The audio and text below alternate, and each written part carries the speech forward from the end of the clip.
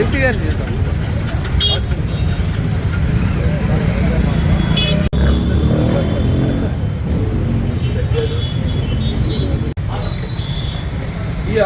ఏమండి అన్న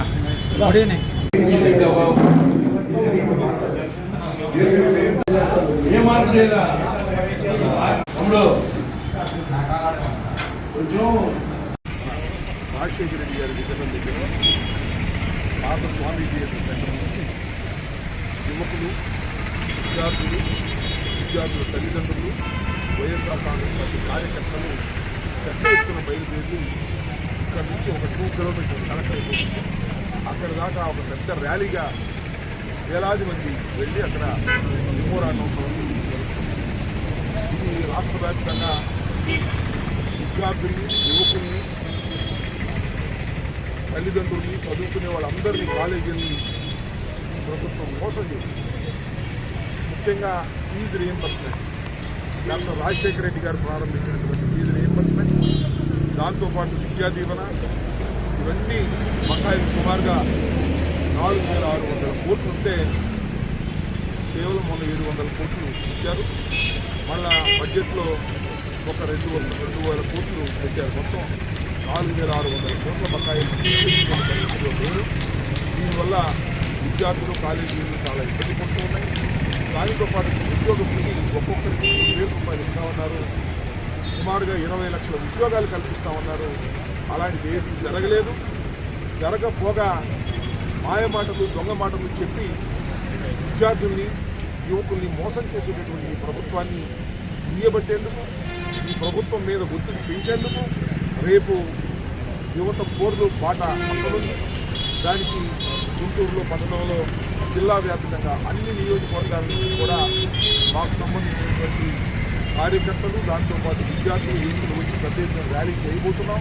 ఇక్కడి నుంచి ప్రారంభమవుతున్న ర్యాలీ ఈ సందర్భంగా మేము తెలియజేస్తూ దీనిలో పెద్ద ఎత్తున పాల్గొవాలని, ప్రభుత్వం ఇప్పటికైనా వాస్తవాలను గమనించి ఇచ్చిన వాగ్దానాలను నెరవేర్చుకునేటటువంటి కార్యక్రమం చేయకపోయినట్లయితే ఈ ప్రభుత్వం తప్పనిసరిగా మూల్యం చెల్లించవలసి వస్తుందని ఈ సందర్భంగా హెచ్చరిస్తున్నాం.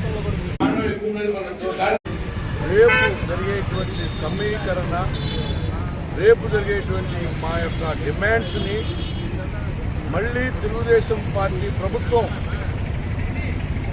ఈ యొక్క ఫీజు రీయింబర్స్మెంటు, దాంతోపాటు ఈ మెడికల్ కాలేజీ ప్రైవేటు పరంలో ఈ రాష్ట్రంలో జరుగుతున్నటువంటి అన్యాయాన్ని వెలుగొత్తి చవటం, ఒక కుంభకర్ణంలా నిద్రపోతున్నటువంటి ప్రభుత్వాన్ని మేల్కొల్పేటువంటి ఉద్దేశంతో రేపు యువత పోరు అనేటువంటి కార్యక్రమాన్ని చేపట్టాం.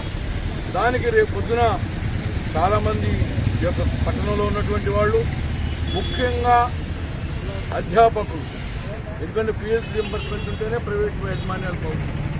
యాజమాన్యం, అధ్యాపకులు, విద్యార్థులు, ముఖ్యంగా విద్యార్థి తల్లిదండ్రులు, ఈ నలుగురు కలయికే రేపు పొద్దున వాళ్ళ పిల్లల బంగారు భవిష్యత్తు కోసం వైఎస్ఆర్ కాంగ్రెస్ పార్టీ చేపట్టిన కార్యక్రమాన్ని జయప్రదం చేయాలని చెప్పి పట్టణంలో ఉన్నటువంటి ఈ 4 సెక్టర్స్ ఆఫ్ పీపుల్ని రిక్వెస్ట్ చేస్తూ, రేపు ఈ కార్యక్రమం ముందే ఈ తెలుగుదేశం పార్టీ స్తంభించగలిగితే డెఫినెట్గా we are appreciating the Telugu Desam party.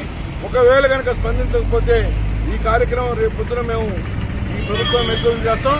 లేకపోతే ఇది నిరంతర ప్రోగ్రాంగా ఒక కార్యక్రమంగా చేపట్టి ఫీజు రీయింబర్స్ చేసే వరకు కూడా ఈ పార్టీ నిద్రపోదు. డెఫినెట్గా ఈ యొక్క విద్యార్థుల యొక్క బాగోగులు, ఈ రాష్ట్ర బంగారు భవిష్యత్తు కోసం ఈ పార్టీ కట్టుబడి ఉంటుందని చెప్పి తెలియజేసుకుంటూ తీసుకుంటాం.